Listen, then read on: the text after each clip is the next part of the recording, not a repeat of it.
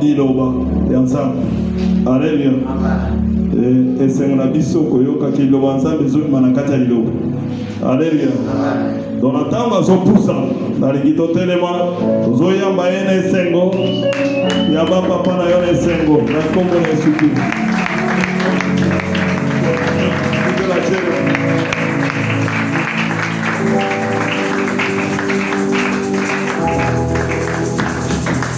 Merci, merci, veuillez vous asseoir. Merci, merci.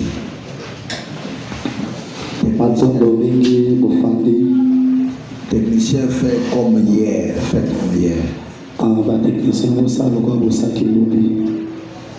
Rends votre micro sensible, mettez tout ce qu'il faut. Nous on ne chante pas, nous on parle.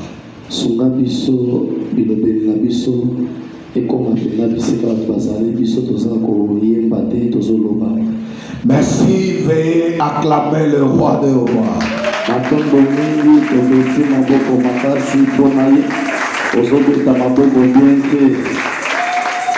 Je dis que tu acclames plus que ton voisin. Acclame plus que ton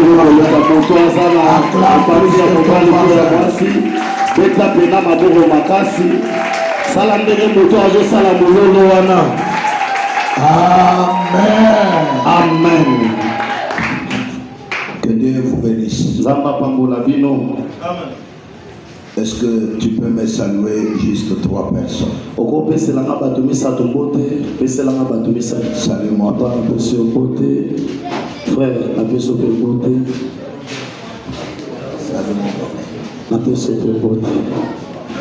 merci. Que le Seigneur Dieu vous bénisse. Je dis merci à l'Éternel Dieu. Le Dieu qui a permis une fois de plus qu'on soit ici. Qu'il soit béni. Je bénis l'homme de Dieu qui nous fait confiance et qui nous a sélectionnés parmi tant d'autres. Merci beaucoup, papa. Je dis merci à tous les hommes de Dieu, tous les départements. Et je dis merci à l'auditoire. Je dis merci à notre très chère équipe de louanges. Vraiment, aujourd'hui, vous étiez fantastiques.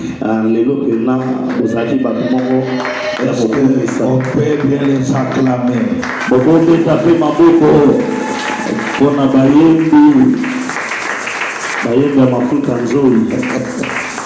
Amen. Amen. Aujourd'hui, vous avez été très fantastique. C'est la première fois que j'ai entendu votre sainteté dans le contrebasse. C'est ma première fois. Donc, on dirait les guitares basses là, non. Malheureusement, je parle beaucoup, le temps va me faire le défaut. Sinon, j'allais encore vous faire retourner.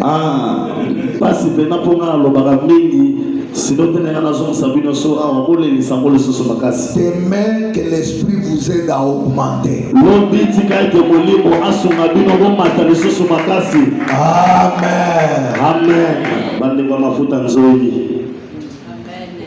Nous sommes dans le grand thème. Nous sommes dans un grand thème. Qui dit quoi? Qui dit quoi? Je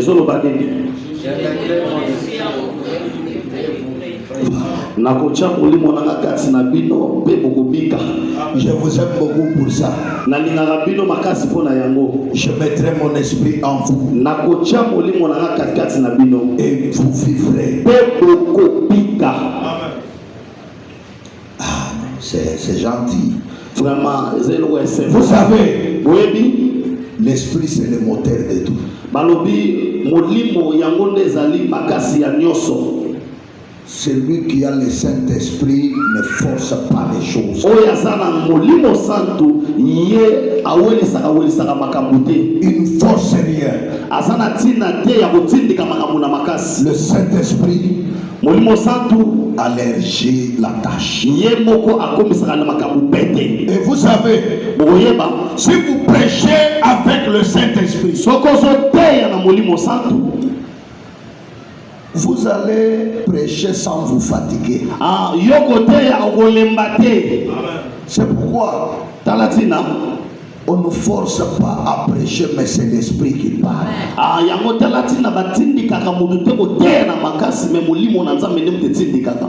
Amen. Amen. Maintenant, on n'avait pas terminé mon premier point d'hier. L'esprit est disposé. Mais la chair est faible. L'esprit est disposé. Mais la chair est faible. C'est pourquoi je mettrai mon esprit en vous. Il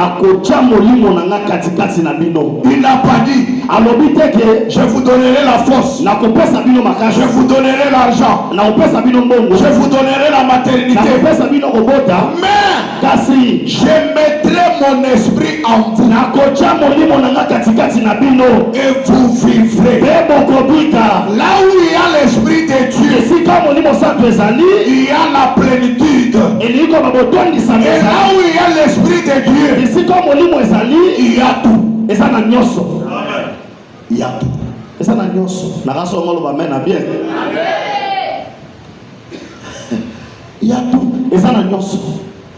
Frère,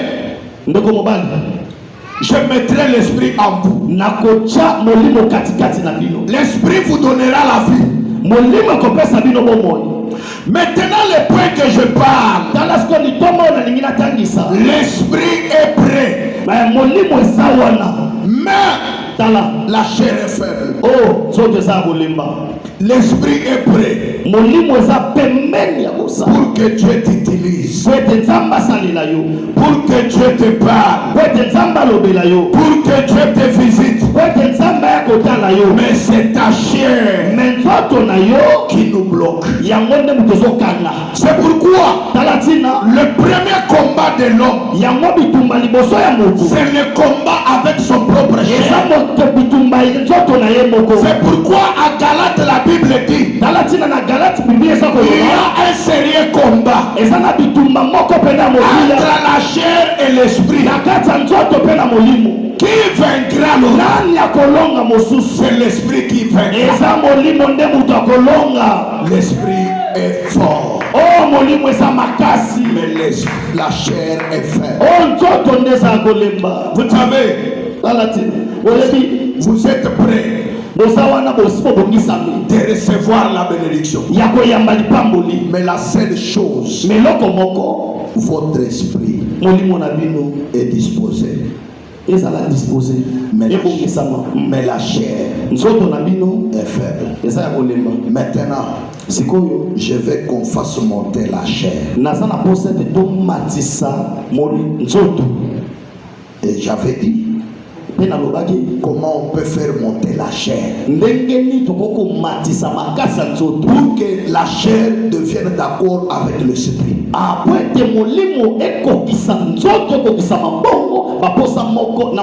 Le jour que votre chair atteindra la dimension de votre esprit, c'est le jour que vous aurez le miracle. Beaucoup de personnes ne vivent pas le miracle parce que leur chair est séparée de l'esprit. L'esprit dit autre chose, mais la chair dit autre chose.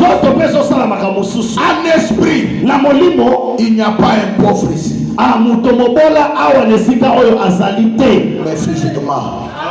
mais physiquement, il y a des pauvres. babola bazali. Ce soir, Na pokwa lelo. l'esprit va dominer la chair. Tika ete molimo a dominer otomeki nzoto. J'étais en train de donner les éléments qui peuvent faire motiver la chair. Nazo pesa bino sko bandakisa oyo ko matisa nzoto na bino. Pour que la chair corresponde à l'esprit. Wete nzoto ekokana na molimo. La Bible dit. Biblia elobi. On peut lire pour la bonne compréhension. Vous étiez avec moi, ce n'est pas seulement moi qui va vous dire ce qu'on va lire.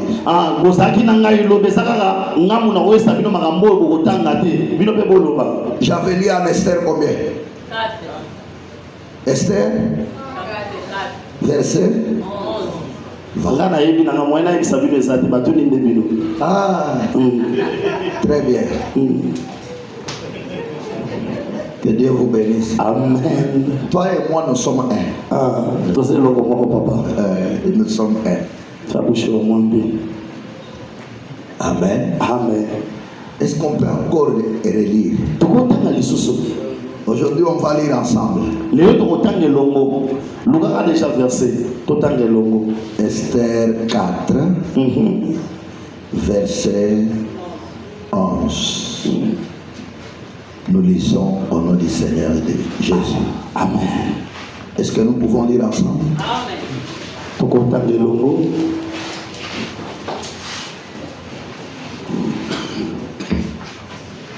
1, 2, 3. Allons-y.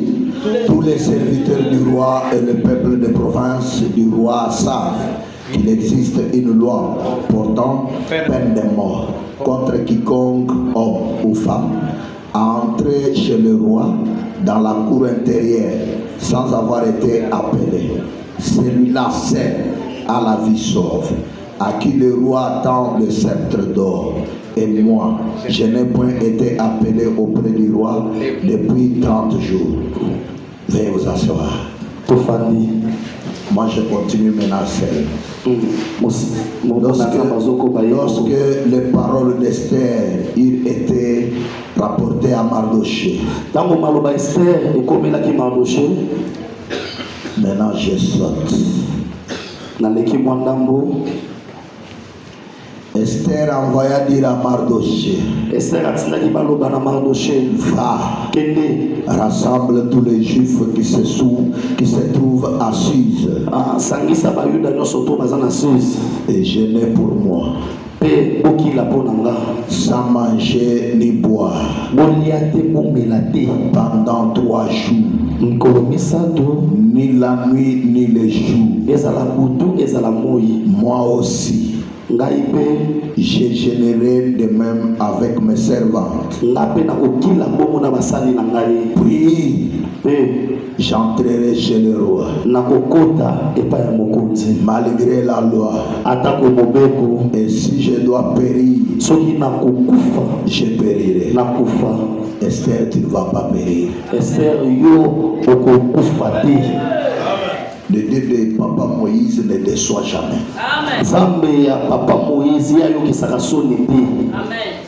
Les hommes peuvent te décevoir. Mais Dieu ne te décevra jamais. Esther répond à Mardoché. Je t'ai écouté Mardoché. Malgré la loi est dit, mais ça reste la loi. Je n'ai pas de choix. La loi est dit, je n'ai personne qui peut plaider à ma faveur. Je n'ai personne qui peut parler à ma faveur. Mais rien que la prière. Ce n'est que la prière qui peut me donner l'accès. Je voulais dire à une personne, ce n'est que la prière qui va changer ton identité. C'est la prière qui va changer ta nature. Ce soir, tu vas porter les ailes. Tu vas porter les ailes. Et ce soir, tu ne vas pas marcher comme les hommes. Mais ce soir, tu vas voler comme l'aile. Tu vas voler comme l'aile. La Bible dit, l'esprit est disposé, mais la chair est faible. Mais ce soir, la chair qui était faible, la chair va voler.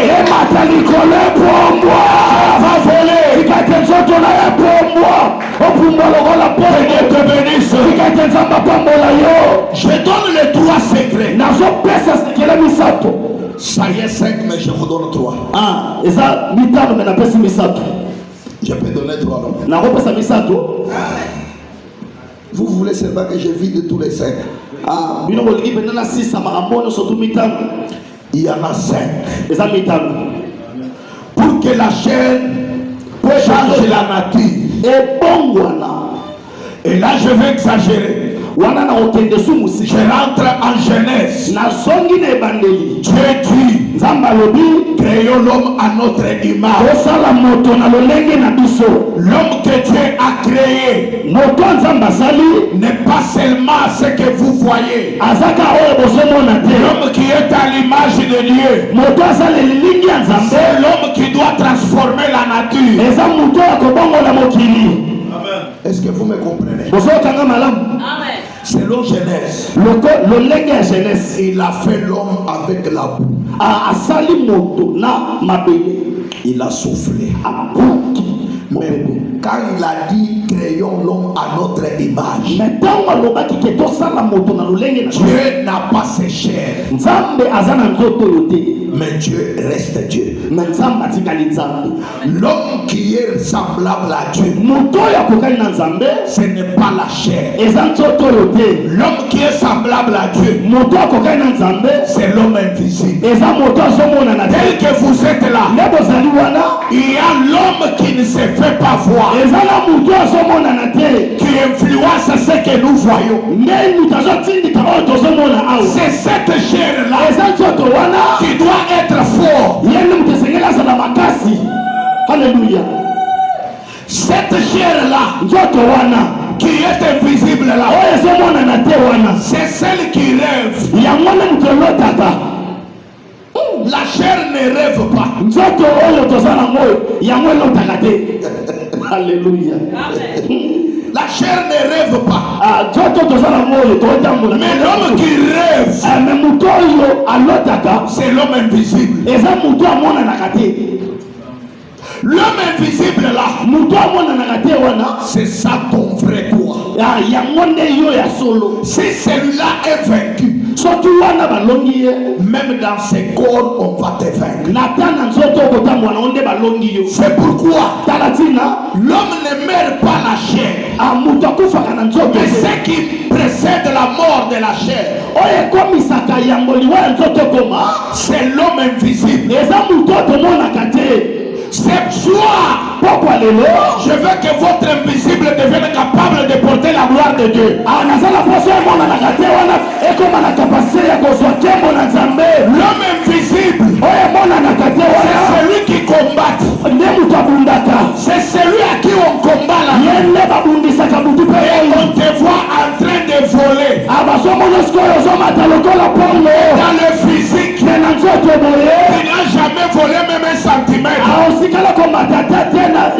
l'homme invisible là, on le pourchassait. Il était en l'air. Il volait en l'air. Et cet homme-là, tu dois influencer le physique. Et cet homme-là, qui est l'image de Dieu. Amen. Ça va? Amen. Amen. Ça va? Amen. C'est cet homme-là. Vous savez, je vous explique. Vous savez, quand il y a l'accident,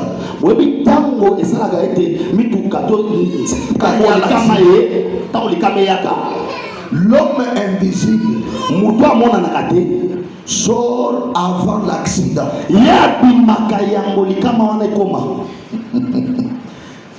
C'est facile, vous allez me comprendre. L'homme invisible, il peut aller à l'États-Unis avant même qu'il soit à l'États-Unis.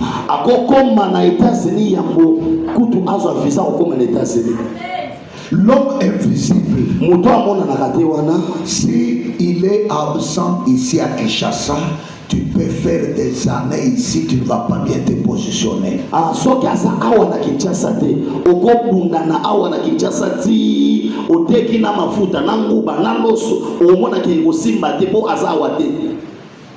Vous savez, tu peux être un homme d'affaires.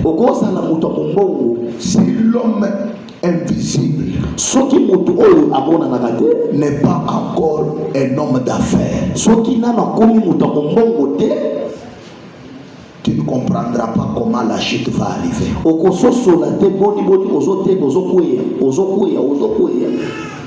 Est-ce que vous comprenez? Vous savez, vous pouvez être fort physiquement, mais même dans ton avenir là, personne ne te connaît. Il y a des femmes, elle est belle de figure. Quand elle sort, même si elle piétine l'homme au pied, on ne la voit pas. Est-ce que vous comprenez? Ou bien ça devient difficile? J'ai compliqué?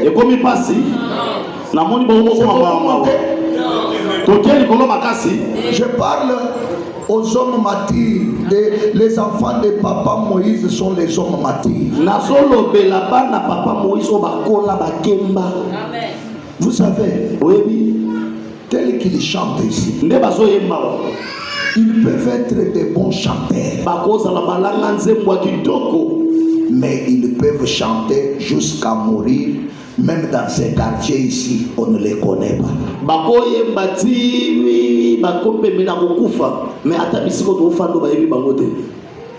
Il y a des églises qui existent dans des quartiers, mais qui n'existent pas.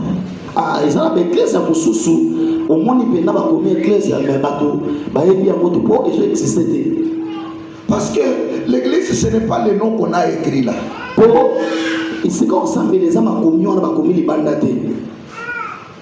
Moi j'ai toujours dit à l'église,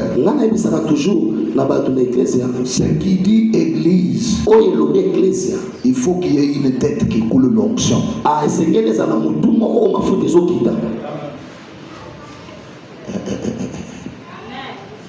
Vous avez eu l'attitude que j'ai cherchée. Est-ce que vous pouvez vous acclamer pour cette attitude-là?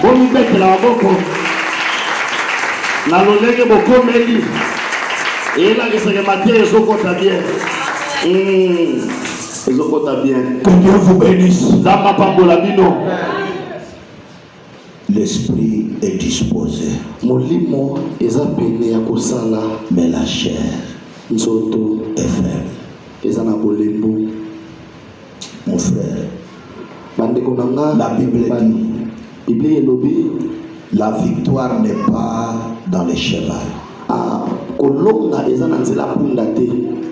mais la victoire est à l'Éternel. Esther était en mariage. Un mois. Je me pose la question. Le roi Assyris n'avait pas de besoin.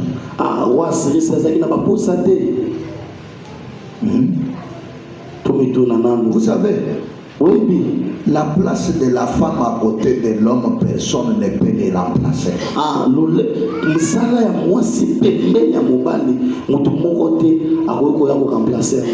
Même si ta maison est pleine des ouvriers,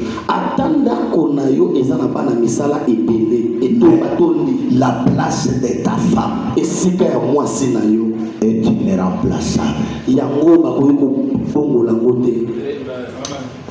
Quand je vous avais prêché ici, j'avais parlé sur l'odeur.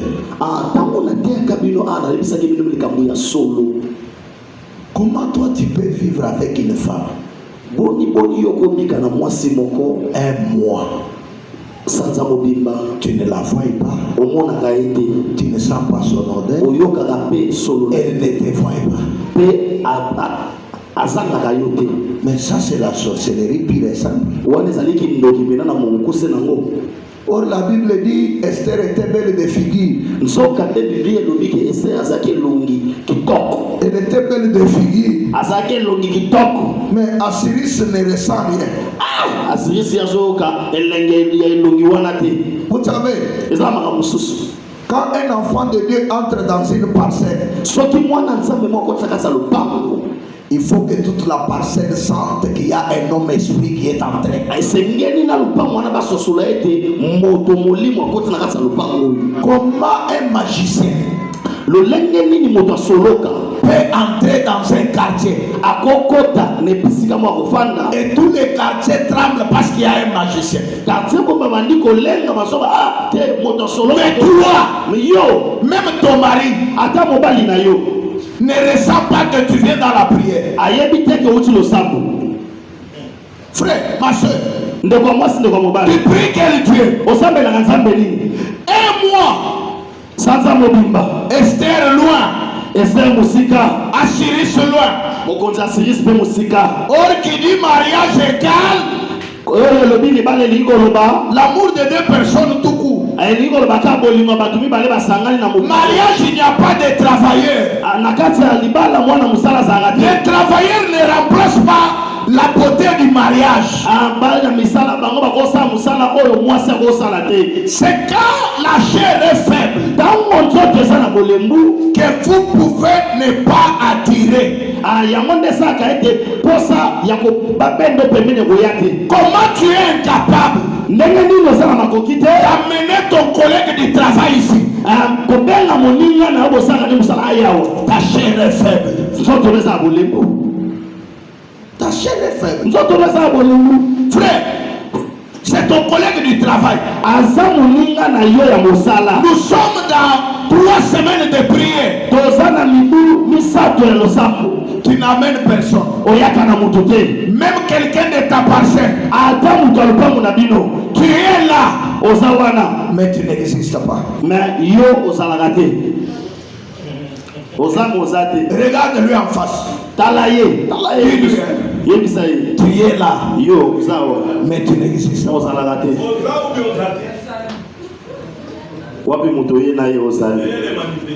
Aujourd'hui c'est le 3e jour.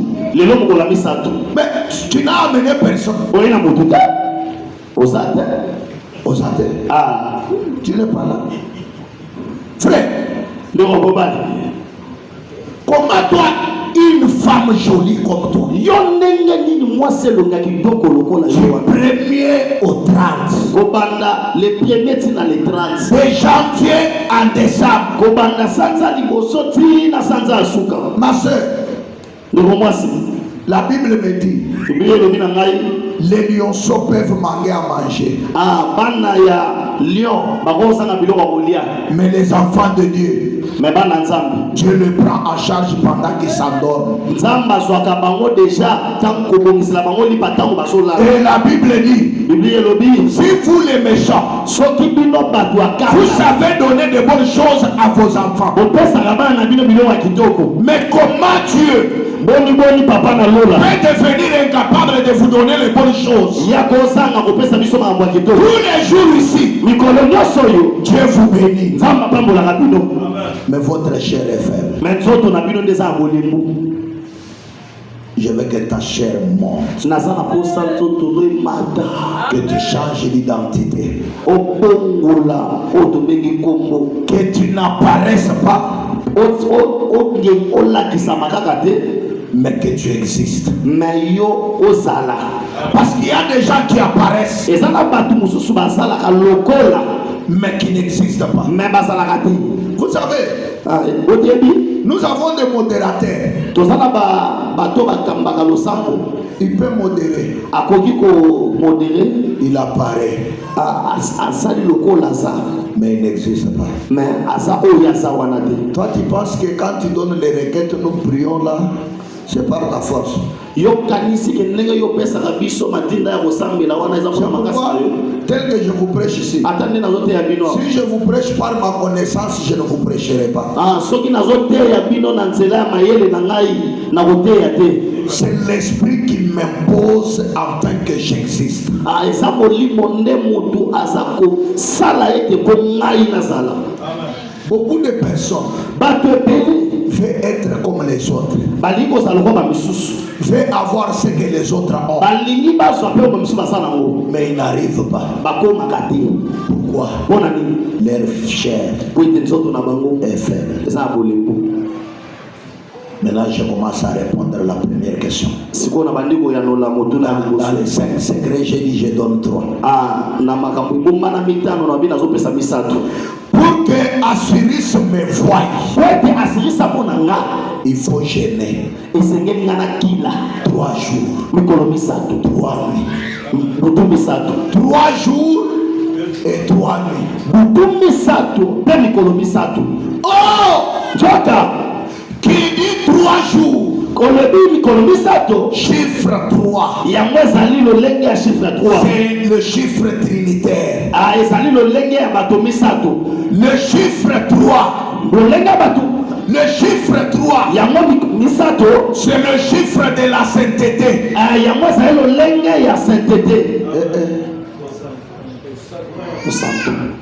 Ça va? Parce que la Bible dit au ciel, on l'adore. Priez saint, priez saint, priez saint. Toujours le chiffre 3. Le chiffre 3, c'est le chiffre de la résurrection. Oh! Quand on est ressuscité, on ne sort pas avec la même chair. On prend une nouvelle nature. Quand tu refuses là, Marie de Magdala me dit Amen. La Bible me dit Jésus ressuscita le 3e jour. Marie Suzanne, il veut la toucher. Jésus dit ne me touchez pas avant que j'aille chez mon père. Je vais dire quoi? À la résurrection, nous devenons une nouvelle nature. À ce moment-là, la chair disparaît et nous devenons les hommes spirituels. Bougez.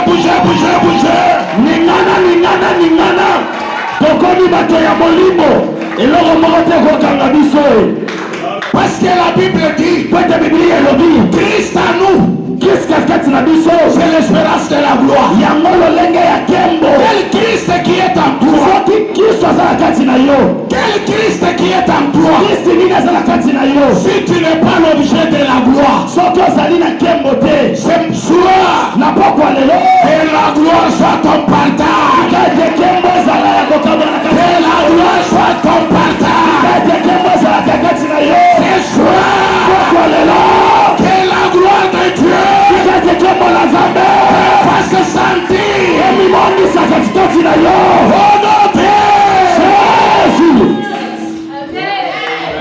Salue-moi 3 personnes. Moi je n'apparais pas, mais j'existe.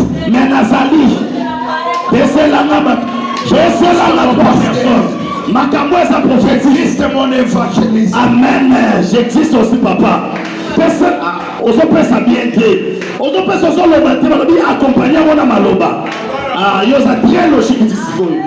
Je mettrai mon esprit en vous.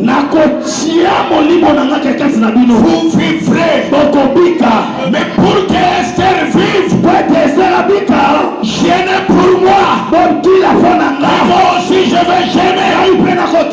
Pas un jour, pas 2 jours, pas 3, pas 2 jours, 3 jours. 3 jours, 3 nuits. À ce moment-là, je vais me présenter. Celui qui se présenta devant le roi, ce n'est pas le même Esther, c'est le nouveau Esther.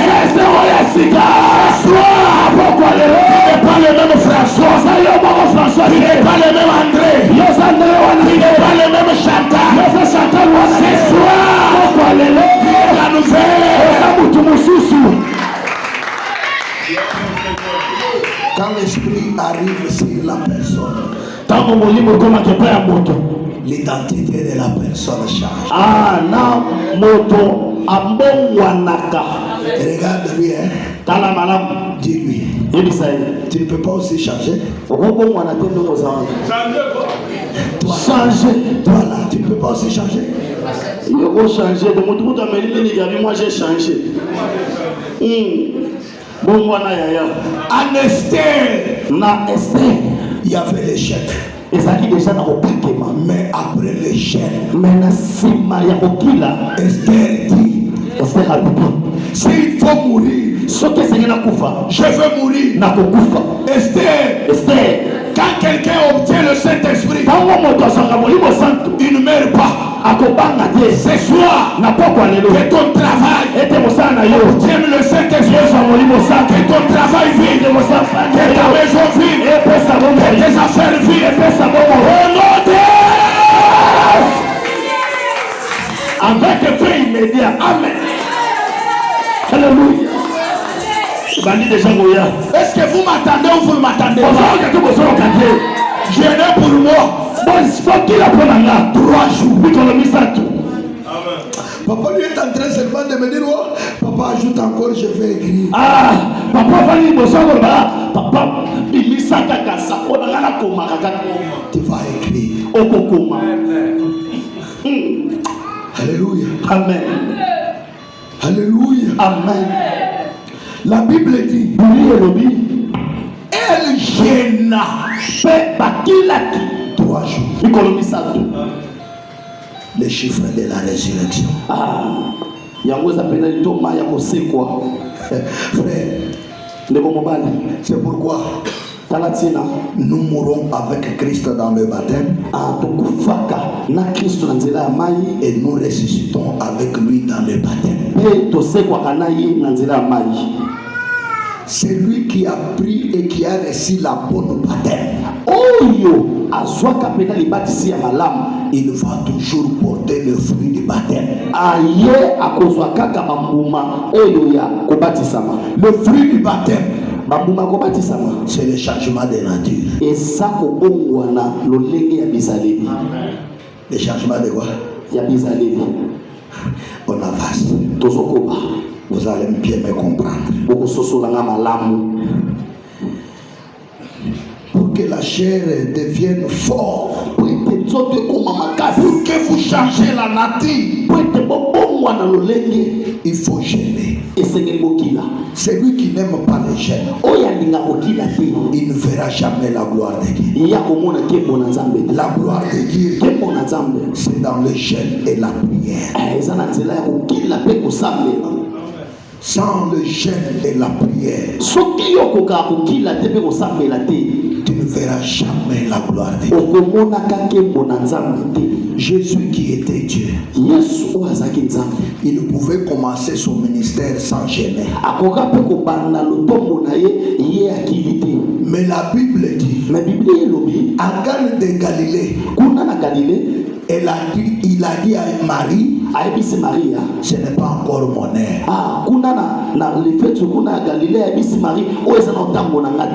Vous savez pourquoi il disait ce n'est pas encore mon heure? C'est parce qu'il n'avait pas encore gêné.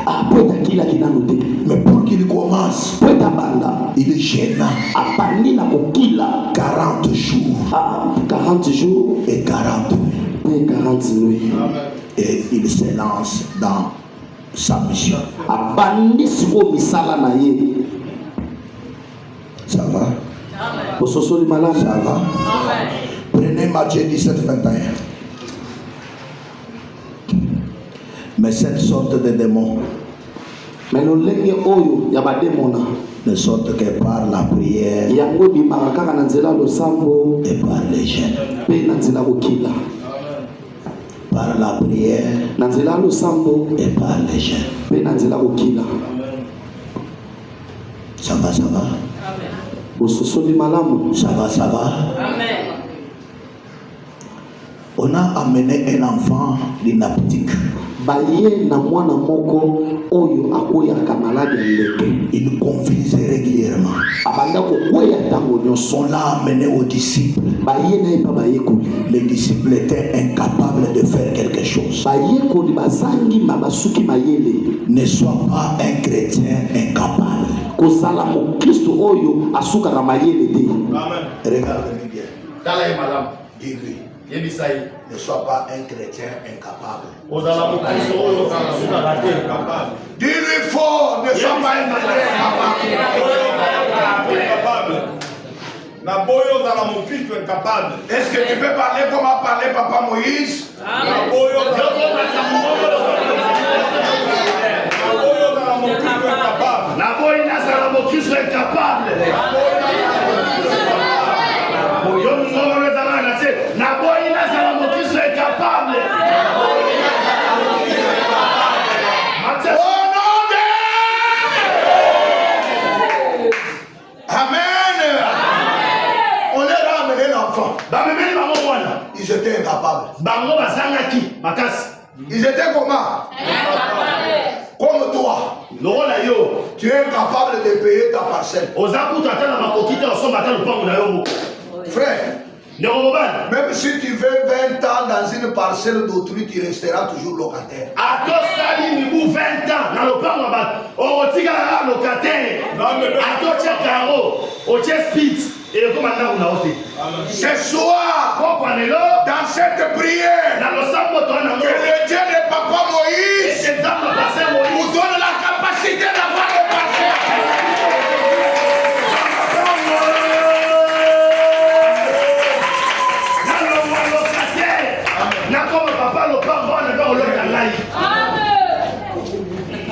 Alléluia. Est-ce que tu peux bien acclamer le roi des rois?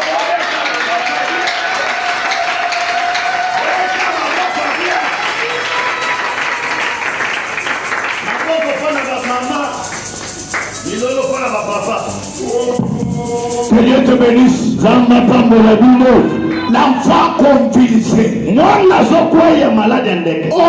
a amené l'enfant. Regarde les disciples aventuriers. Ils étaient à côté de Jésus. Mais incapables. Ils commencent à régir les yeux là. Comme toi. Depuis que tu as cette maladie, tu ne guéris pas. Tu ne peux pas guérir. Mais ce soir, quel que soit le nom de ta maladie, le Dieu de Papa Moïse va te guérir. On leur a amené les enfants. Incapables. On appelle Pierre. Pierre regarde. Il fait semblant. Vous savez ce qui tue l'église, c'est quoi? Ils font semblant même là où il ne faut pas faire semblant. Toi, ton semblant dépasse même les bornes.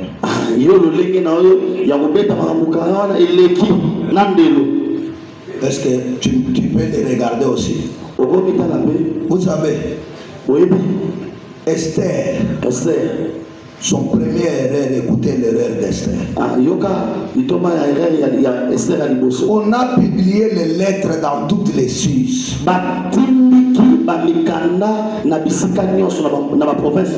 Mais Esther, toujours le maquillage. Mais tu te maquilles, mais le roi ne te voit pas. Tu ne fais que te maquiller. Elle a mis les cheveux comme ça. Elle s'est endormie sans voir la cerise.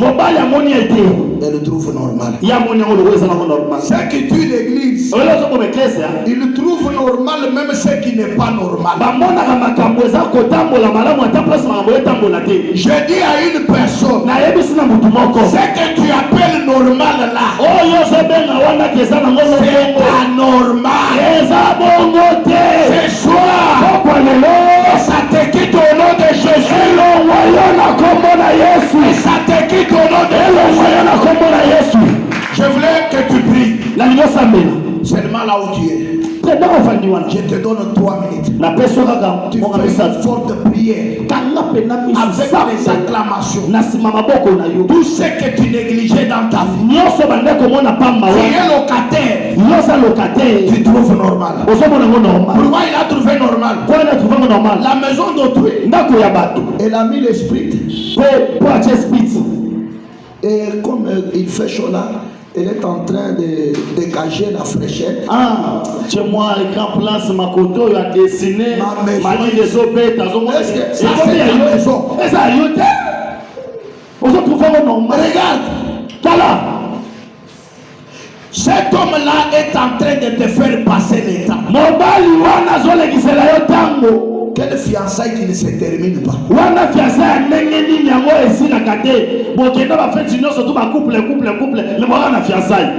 Toujours fiançaille. Ça va terminer quand? Ce soir, que Dieu impose ton fiancé. Que les choses se concrétisent.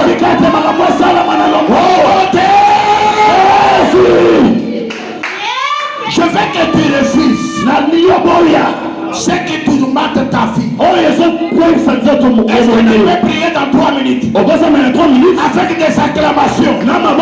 Libérez ma fille.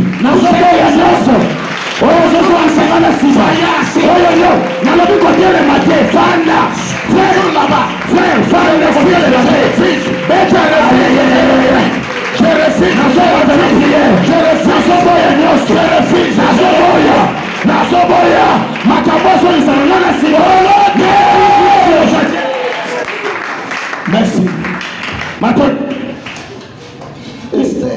Esther, mythologie les matins, les soirs. Mais voir Asiris, problème. Quand lui ne voyait pas Asiris, un certain Aman, il voit son mari chaque jour. Vous savez, tu es en mariage, mais vous n'avez jamais pris 1 heure avec ton mari, vous causez comme ça. Vous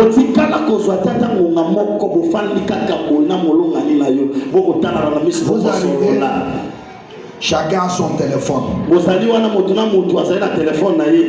Toi tu es là, lui cause avec quelqu'un à l'États-Unis. Toi tu es Roma. Et tu trouves ça normal. Hein, frère, ma soeur. Même si tu es président de la République, n'est-ce pas, il a voyagé, personne ne connaît là où il est. Hein? Vous voulez qu'on m'arrête? Pourquoi il a voyagé, on ne connaît pas là où il est? Il connaît. Lui là, il connaît. Toi, ton mari rentre à la maison. Je suis fatigué. Mais au travail, il faisait que parler. Il est membre de l'IDPS. Tu parles sans te fatiguer au travail. Mais à la maison, chérie, je suis beaucoup fatigué. Papa, même moi qui te prêche, Mais j'ai le temps de causer avec maman, non? Na ça pe na tango so. Je cause avec ma chérie. Ozana raison. Même si vous refusez, ça ne me fait ni chaud ni froid. Attends, on va ba men te mo boy na bino. Boy ba ke osala. Notre thème a dit pété. Asolo la na molonga ni na ye. Mais Esther, Dala Esther 30 jours. Ngolo 30. Elle trouve normal. Amonango normal. Pour que ta chair prenne de l'ampleur. Comment savoir ce qui est anormal? Ça va? Toute la valise. Les bois qu'en autres.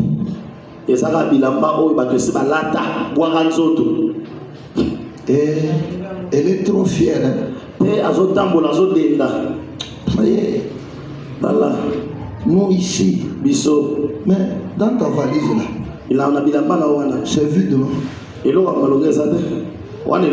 Même si tu refuses, c'est vide. Mais au lieu de venir dans la prière, Dieu qui peut changer ton identité, tu t'absentes. Elle vient aujourd'hui, demain elle ne vient pas. Pendant cette prière, ne t'absente pas. Est-ce que tu peux lui regarder, lui dire, toi, je t'ai vu, ne t'absente pas demain?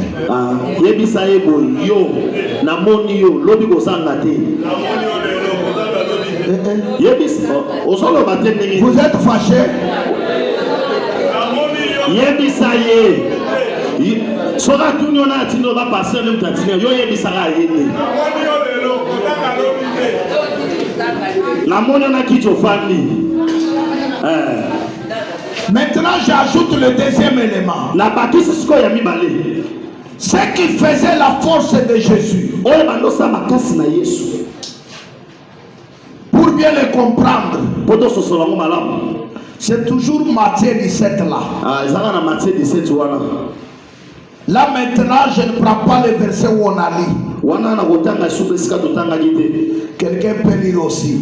17e et 18e verset. 17e et 18e. Quelqu'un peut lire.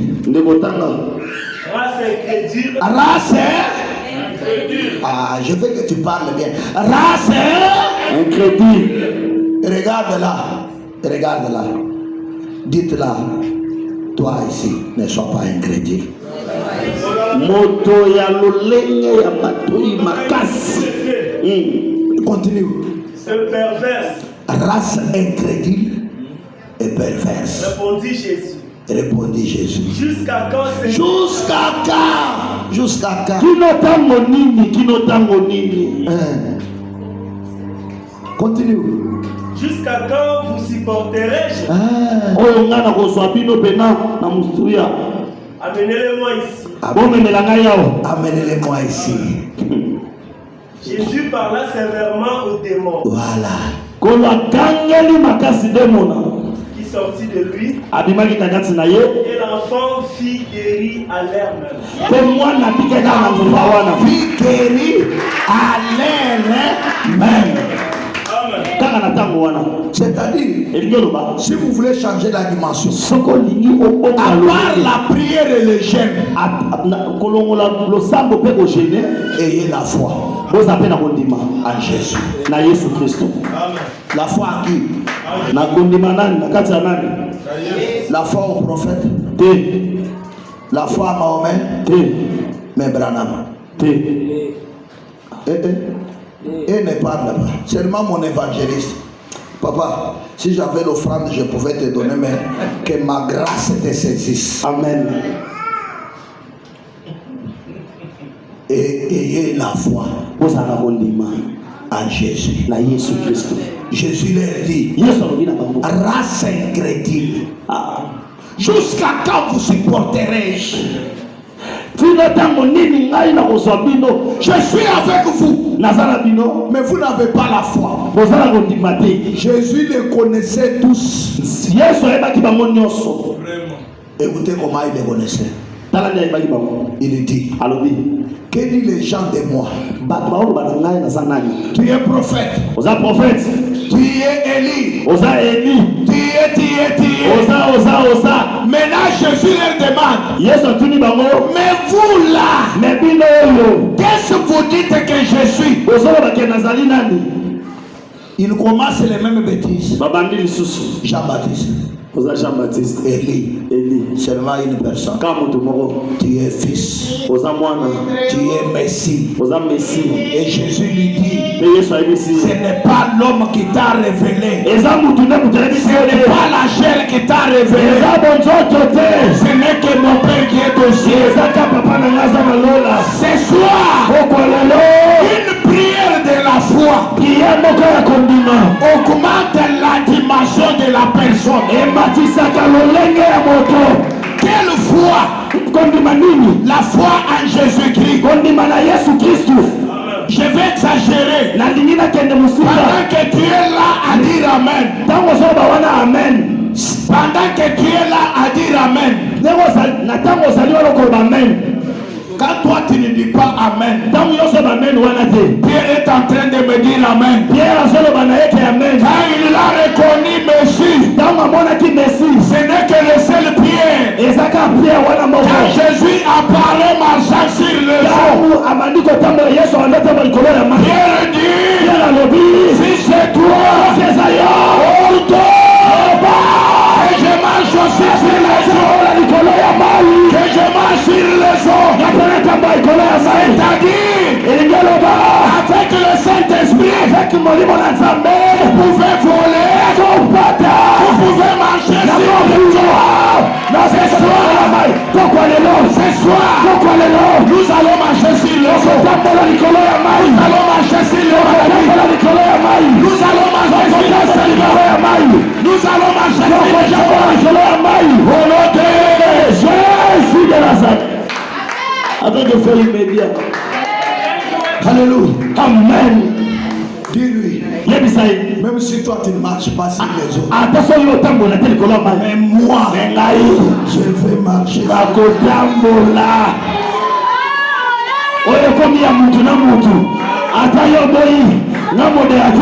Si toi tu refuses, mais moi, je vais marcher sur les eaux.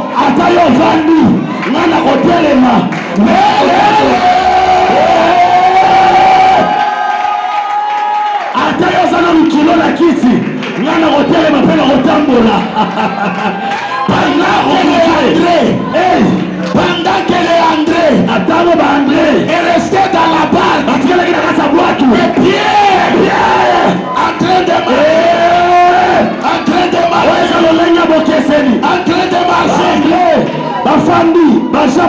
je mettrai mon esprit en vous. Vous vivrez ce soir. L'Esprit de Dieu entre en vous. Ce soir, afin que vous marchez sur les eaux. Marchez sur les eaux. Au nom de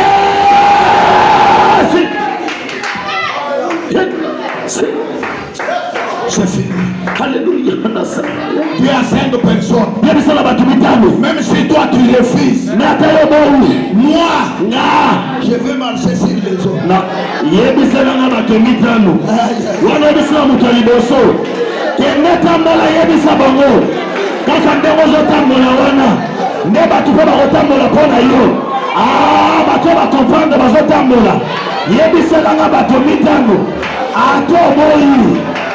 Yebiselanga bango, yebisa voisin na yo, yebisa voisine na yo, ata oboyi, nayo azomona, nazotombola likolo ya mai, esika bango note. Ce soir, nous allons prier. Qu'est-ce que nous allons dire à Dieu? Ordonne que je marche aussi comme Pierre a marché.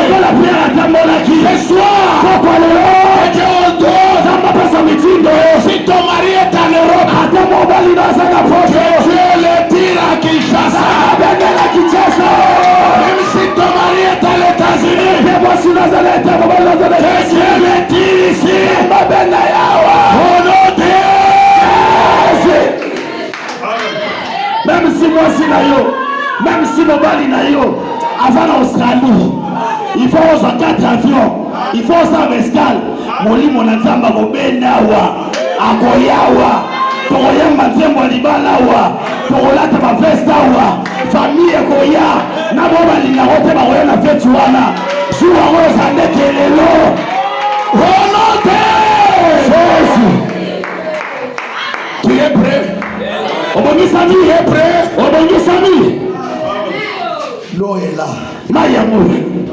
Je veux que tu marches. Nanigoma utambula. Je suis en train de marcher. Yes, on utambula. Pierre, regarde. Pierre zotala. Si c'est toi, ordonne. Moi que je marche. Jésus dit Pierre, tu n'es pas encore n'importe qui. Tu vas marcher. Ce soir, l'argent, même si ton argent est caché dans l'eau, l'eau va se sécher. Tu vas prendre ton argent. Même si ta maternité est bloquée où? Ce soir, nous allons prendre ta maternité. Je vais compris. Bon, j'ai donné des. Je garde d'autres là pour demain. Parce que je risque de tout donner, vous me dites ne viens pas demain.